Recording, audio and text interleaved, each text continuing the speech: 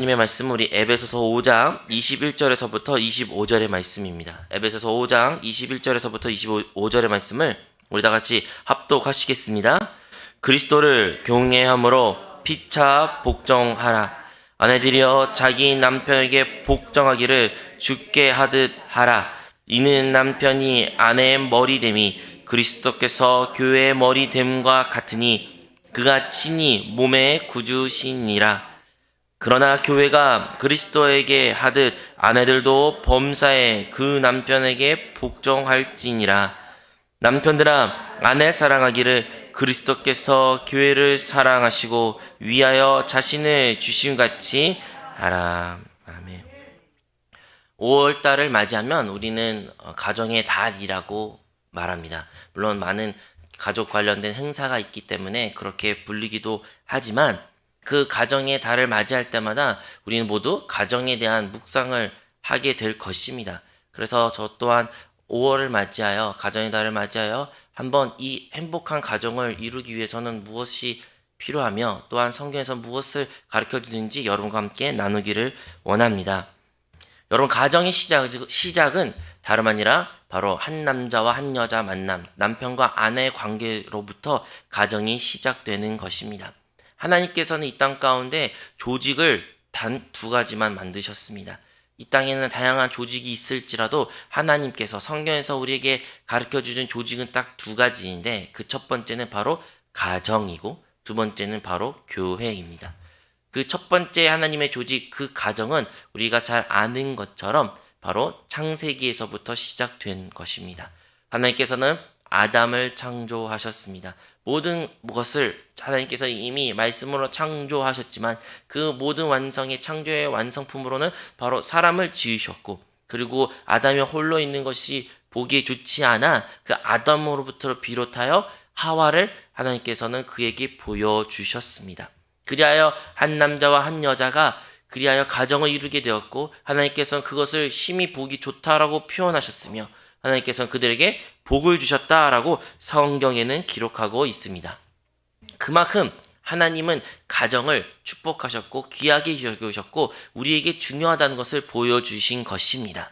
그리고 하나님께 중요하고 하나님께 귀하게 여기는 것을 가장 먼저 파괴하고 가장 먼저 그것을 훼손시키기를 원한 존재 또한 사탄입니다. 사탄은 다른 것을 훼손시킨 것이 아닙니다. 사탄은 사람에게 죄를 선하게 알게 하는 열매를 과실을 먹게 함으로써 그 안에 죄를 받아들이게 했지만 그 첫 번째 했던 외부적인 일은 다름 아니라 가정이 무너졌던 것입니다. 그리하여 사단은 이 땅 가운데 지금까지도 가정을 파괴하려고 수많은 노력을 하고 있습니다. 오늘날에도 많은 커플들이 결혼을 하고 있고 가정을 이루고 있습니다.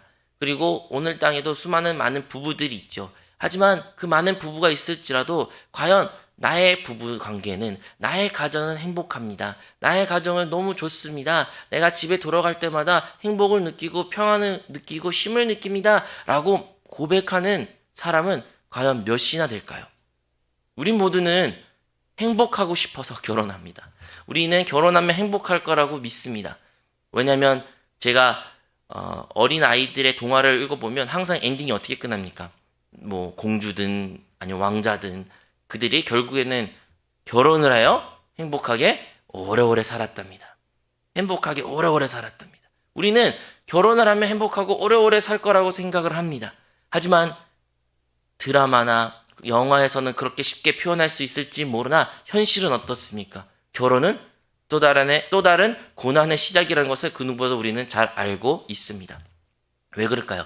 우리는 그렇게 행복해지고 싶고 그렇게 행복한 가정을 이루고 싶은데 왜 그것이 그렇게 어렵게만 느껴지는 것일까요? 그것은 이상한 것이 아닙니다. 왜냐하면 사단이 가장 먼저 죄를 통하여 가정을 파괴시킨 것처럼 우리 삶 가운데 이 죄악이 가득한 세상의 팽팽한 가운데 우리가 살고 있다면 우리의 가정이 무너뜨리려고 하는 사단의 공격을 우리는 결코 이상하게 여겨서는 안 될 것입니다. 그러므로 우리는 우리의 가정을 하나님의 말씀 안에서 주 안에서 지켜야 되는 것을 우리 모두 기억해야 될 줄로 믿습니다. 그리고 오늘 본문의 말씀이 그 가정을 어떻게 지키는지 잘 보여주고 있습니다. 첫 번째, 우리가 에베소서 5장 21절에 기록된 것처럼 그리스도를 경외함으로 피차 복종하라 라고 하면서 남편과 아내의 관계를 소개합니다. 그리고 아내에게 말합니다. 아내들아, 우리가 아는 것처럼 자기 남편에게 복종하기를 주께 하듯 하라. 이 말씀을 들을 때 많은 부담을 느낍니다. 왜냐면 그게 잘 안 되거든요.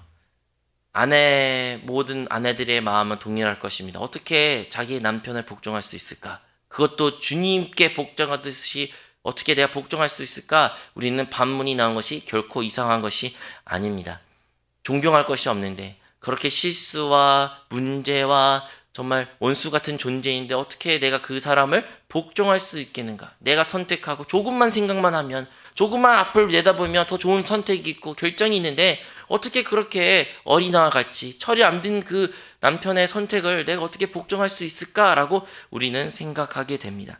하지만 주님께서는 어떻게까지 복종하라고 말합니까? 죽게 하듯이 복종하라라고 성경에는 기록되어 있습니다. 그리고 자세히 나오고 있죠. 이는 남편이 아내 머리와 됨이 그리스도께서 교회의 머리가 된 것 같음이 그가 바로 몸의 구주라. 그러므로 교회가 그리스도와 하듯 아내들도 범사에 자기 남편에게 복종할지니라. 그러므로 아내가 우리 남편을 복종하기 위해서는 그 주님과 교회 관계를 먼저 보아야 되는 것입니다. 어떻게 우리가 남편을 복종할 수 있을까? 많은 의문이 들 수 있을지라도 우리가 만약에 그리스도를 참되게 안다면, 그리고 그의 몸, 교회를 참되게 알게 된다면 우리는 그것을 행할 수 있다는 것을 알게 될 것입니다. 왜 우리가 지금까지 남편을 복종한 것이 그렇게 어렵고 힘들었습니까? 어쩌면 우리가 주님을 온전히 알지 못하였고 주님이 어떤 분인지 보지 못하였기에 우리가 죽게 하듯 우리의 남편께 복종할 수 없었던 것일지도 모릅니다. 또는 교회가 어떠한 것이고 교회가 무엇인지 보지도 못하고 만지지 못했기에 교회가 죽게 복종하듯이 우리가 복종할 수 없었던 것 또한 기억해야 될 줄로 믿습니다. 이와 마찬가지로 남편들에게도 동일하게 말합니다. 남편들아 아내를 사랑하기를 그리스도께서 교회를 사랑하시고 교회를 위하여 자신을 주심같이 하라. 모든 남편들은 아내를 사랑하여 결혼한다고 시작하지만 그 끝은, 그리고 그 진행 상황은 항상 사랑으로 가득한 것은 아닙니다. 차라리 아내에게 복종하라 이러한 말이 남편들에게 훨씬 더 편할 수도 있습니다. 하지만요, 성경에 기록되기를 주님께서 교회를 위하여 자기의 생명조차, 자기 목숨조차 내어준 것 같이 남편들이 자기 아내를 사랑한 것을 그리스도가 교회를 사랑한 것 같이 하라고 성경에 기록한 것입니다. 왜 남편들이 아내를 그렇게 사랑하지 못할까요? 왜 그런 사랑이 없을까요? 그것은 아마 우리가 남자들이 그리스도가 어떠한 분인지 온전히 알지 못하기 때문입니다. 우리가 만약 주님을 온전히 안다면, 주님을 온전히 보았다면, 그분의 사랑을 우리가 깨달았다면 그 사랑이 자기의 교회를 위하여 목숨을 던져서 사랑한 것을 우리가 보고 그것을 우리가 간증한다면 우리가 그 사랑을 어떻게 해야 되는지 알게 될 것입니다.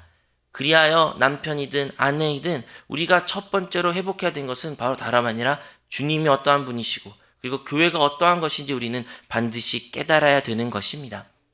우리가 많은 경우에는 이 말씀을 가지고 우리의 상대 배우자에게 요구합니다. 성경에 기록하니까 남편 아내를 사랑하는데 당신 나를 그렇게 사랑해야 돼요. 당신이 그리스도가 교회를 사랑하듯이 모든 것을 바치듯이 나를 사랑해야 돼요. 이렇게 이 말씀을 공격하는 용어로 그 사람을 복종시키기 용어로 사용할 때도 있습니다. 또는 반대로 남편들이 아내에게 말하는, 왜 당신은 나에게 복종하지 않으십니까? 성경에 기록되기를 아내들이 남편의 복종을 하는데 왜 당신 복종하지 않으십니까? 우리는 많은 경우에는 이 말씀을 비난과 비판과 그리고 다른 사람들을 복종시키기 위한 하나의 도구로 사용하는 것이 있습니다. 하지만 이 말씀은 다른 상대방에게 주는 말씀이 아니라 바로 나에게, 우리에게, 각자 개인에게 주는 말씀이라는 것을 기억해야 될 줄로 믿습니다. 그러면 어떻게 하여 이러한 말씀이 우리의 삶 가운데 실천으로 이어질 수 있을까요? 많은 사람들은 이 말씀을 통해서 마음에 부담감이 있습니다. 그 부담감이 있는 이유는 그렇게 하지 못했다는 생각이 들기 때문입니다. 어떻게 그럴 수 있을까? 나는 못하는데. 그리고 그 생각이 바로 우리가 참된 사랑과 그리고 참된 복종하기 위한 첫 번째 걸음이라는 것을 기억해야 됩니다. 맞습니다. 우리의 육신적인 우리의 자아와 나의 천연적인 성격과 성품으로는 그것이 결코 불가능합니다. 어떻게 우리가 그렇게 복종하며 어떻게 우리가 그렇게 사랑합니까? 우리는 못합니다. 그리하여 나는 죽고 주님이 사는 그 삶을 우리는 반드시 실현해야 되는 것입니다. 무슨 말입니까? 내 안에 주님이 나의 생명이 되시고 나의 모든 것이 된다는 것을 그 무엇보다도 뼈저리게 느낄 때 이것이 실천될 수 있다는 것을 우리는 기억해야 되는 것입니다. 많은 경우에는 우리는 주님이 내 안에 있다는 것을 너무 쉽게 말하고 믿는다고 고백합니다. 네, 우리는 주님이 우리 안에 있다는 것을 머리로는 잘 알 수 있습니다. 그렇다면 우리 안에 계신 그 주님이 우리의 참된 인생의, 나의 삶의, 나의 생명의 주인이십니까? 아니면 하나의 객으로서, 손님으로서 와가지고 그냥 함께 더불어 사는 그냥 그러한 존재이고 그의 말씀에, 그의 인도에 순종하지 않는 우리의 모습이 있는 것은 아닙니까? 예수님께서는요, 첫 번째 기적을 가나의 혼인잔치에서 이루어졌습니다. 혼인잔치, 그 남자와 여자가 부부로 시작한 그 첫날에 하나님께서는, 우리 주님께서는 기적을 베풀어 주셨습니다. 우리가 잘 아는 것처럼 물이 포도주로 변하는 기적이었죠. 그런데요, 주님께서는요, 그 혼인잔치에 있을 때 한 명의 손님으로 갔습니다. 그리고 손님으로 갔을 때 모든 포도주가 떨어지게 되었죠. 그리고 떨어질 때 이제 많은 사람들이 염려, 걱정, 근심을 하게 됩니다. 이 좋은 날에 포도주가 떨어지면 안 돼. 어떻게 해야 되나? 다들 염려할 때 이제 말하죠. 종들에게 말합니다. 너희들은 예수님의 말을 복종하고 순종하고 그가 하란 듯이 모든 것을 행하라 라고 말합니다. 이 말은 무엇입니까? 주님이 그곳 가운데 손님으로 계신 것이 아니라 그 가정에, 그곳에 주인이 될 때에 주님께서는 물을 포도주로 변한 기적을 보여주신 것입니다. 이와 마찬가지로 부부가 시작할 때는 자기가 가지고 있는 그 사랑으로 시작합니다. 서로 사랑하여 만나고 사랑으로 그 결혼이란 결실을 맺습니다. 하지만 끝은 있는 법입니다. 우리 인간적인 사랑은 끝이 있습니다. 그리고 끝이 있을 때는 너무나도 현실을 마주해서 눈물과 아픔밖에 없습니다. 하지만 그 위기를 해결할 수 있는 유일한 방법은 바로 주님이, 참된 주님이 되실 때 그것이 회복이 일어난다는 것을 우리는 기억해야 되는 것입니다. 우리 모두가, 남편이, 아내가 진짜 스스로 그 안에 계신 주님이, 예수님이, 그리스도가 나의 생명이 되시고 참된 주인이 되실 때 그 주님에 순종하고 그 주님이 하시는 말씀과 하라는 대로 순종할 때 그 관계, 부부 관계가 회복되고 사랑으로 하나로 될 줄로 믿습니다. 두 번째로 우리가 기억해야 되는 것은 바로 부부는 하나가 되어야 된다라는 것을 우리는 기억해야 됩니다. 하나님께서는 아담을 창조하셨고 그 아담의 갈비뼈를 취하여 아내를 만들었습니다. 하와를 창조하셨죠. 그리고 그 아담에게 선보이셨을 때 아담은 그것을 보고 너무나 놀랐습니다. 이는 나의 뼈 중에 뼈요 살 중에 살이다. 말은 좀 이렇게 좀 잔인하거나 아니면 되게 섬뜩하게 들릴 수 있지만 원어적인 뜻은 진짜 나와 하나다. 나로부터 빌었다. 이 사람은 나랑 하나다라는 표현인 것입니다. 그런데요, 사단의 미혹으로 말미암아 죄가 들어갔을 때 아담이 행했던 일은 무엇입니까? 하나님, 당신이 만든 여자입니다. 당신이 만든 이 여자가 나를 유혹하여 나를 먹게 했습니다 하면서 방금 전까지만 해도 이 여자가, 이 아내가 나와 하나라고 말했지만 죄가 들어왔을 때는 이 아내를 남으로 치부한 모습이 나타나는 것입니다.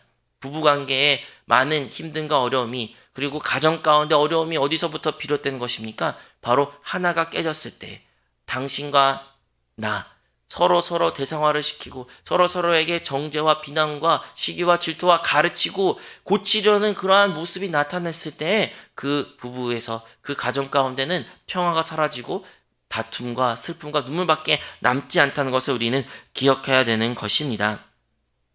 여러분, 예수님께서 이 땅에 오셔 우리를 위하여 사랑하시고 그래 우리를 위하여 십자가에서 죽으셨습니다. 그분이 우리를 사랑했던 그 사랑은 우리가 어떠한 것이 변화되기를 기대해서 사랑한 것이 아닙니다. 내가 너희가 변화가 되면, 너희가 이렇게 바뀌면 내가 죽어줄게, 내가 사랑해줄게, 그것이 아니라 주님은 먼저 사랑하신 것입니다. 그리고 변하지도 되지 않던 그 사람들을 향하여, 제대로 향하여 내가 너희 안에 거하고 너희 내 안에 거하면 계속 이렇게 상호내재하는 관계를 그들에게 보여주시고 그들에게 하나됨을 계속 깨닫고 그것을 표현하셨던 것을 우리는 기억해야 되는 것입니다. 그러므로 믿음의 가정 가운데 행복한 가정을 이루기 위해서는 우리는 우리의 가정이 그리고 우리의 부부관계가 하나라는 것을 알아야 되는 것입니다. 다른 사람의 상대의 부족함과 연약함과 내가 고쳐야 될 점이 분명히 있을 것이죠. 근데 그것이 그 사람의 문제, 그 사람의 아픔, 그 사람의 잘못된 것, 그래야 내가 수정해야 될 것으로 생각하게 된다면 그것은 주님을 따라 사는 것이 아니라 사단의 미혹의 속에 남아 죄의 하나의 표현이라는 것을 기억해야 되는 것입니다. 도리어 우리는 그의 모습이 나의 모습을 깨닫고 내가 그러한 모습과 내가 그러한 아픔이 있는 것 같이 진심으로 눈물로 그것을 위하여 중보하고 기도하고 품고 어루만져지며 그리하여 하나가 될 때에 그 부부관계와 그 가정이 그리스도 예수 안에서 온전한 회복이 나타난다는 것을 우리는 기억해야 될 줄로 믿습니다.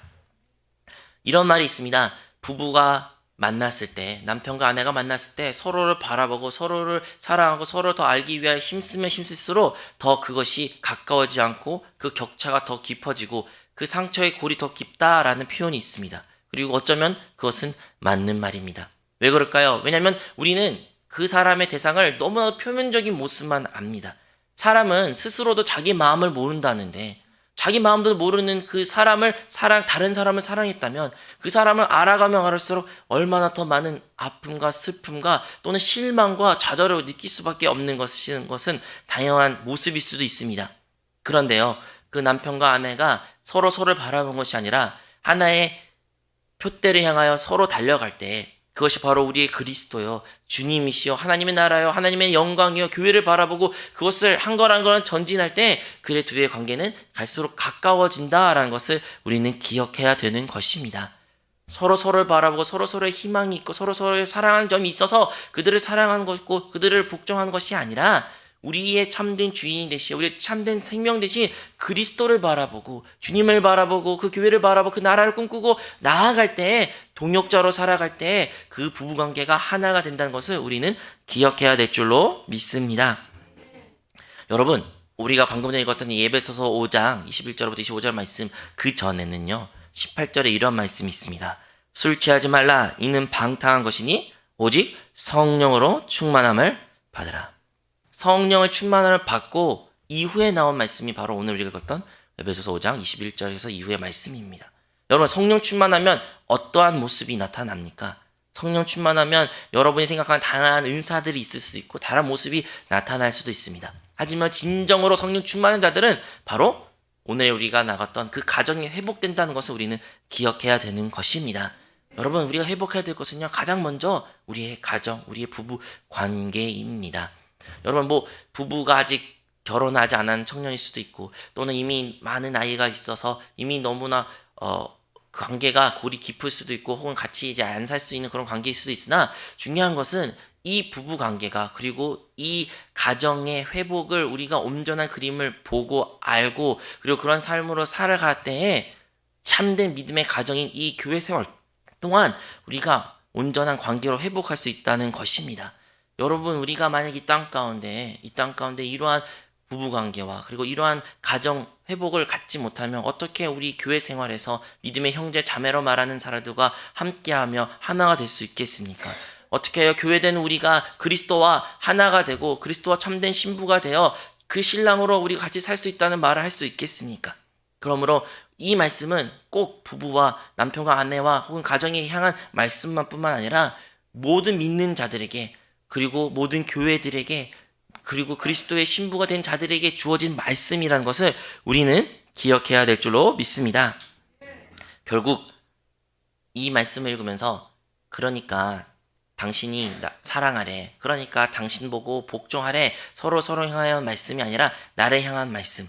그래요 우리가 온전히 그리스도를 알고 주님을 알고 교회를 할 때 이것이 회복될 것이며 주님이 나의 삶 가운데 참된 주인이 될 때 그 말씀에 그 인도하심의 기름 부음에 순종할 때 그 가정이 회복될 것이며 그리고 그 안에 하나됨을 깨트리지 않고 그 하나됨을 참된 나와 하나된 실제를 체험한 자들에게 이뤄진 사실임을 우리 모두 기억하시기 바라겠습니다.